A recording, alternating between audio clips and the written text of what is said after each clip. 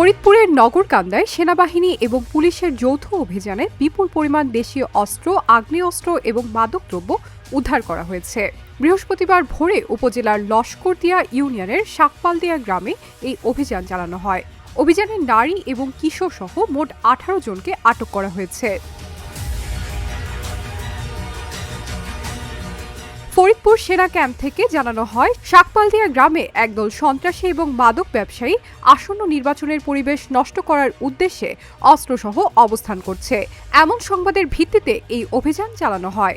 নগরকান্দা সেনা ক্যাম্পের নেতৃত্বে 15 রিভারাইন ইঞ্জিনিয়ার ব্যাটালিয়ন এবং স্থানীয় পুলিশ এই অভিযানে অংশ নেয়। আটকদের কাছ থেকে একটি সিঙ্গেল ব্যারেল পাইপগান, একটি 12 গেজ কার্তুজ, 10টি ঢাল, 7টি বর্ষা, 8টি কাস্তে, 6টি রামদা, 5টি ছোট ছুরি এবং প্রায় 4 কেজি গাঁজা, 112 পিস ইয়াবা, 6টি অ্যান্ড্রয়েড মোবাইল ফোন এবং একটি পাটন মোবাইল ফোন উদ্ধার করা হয়।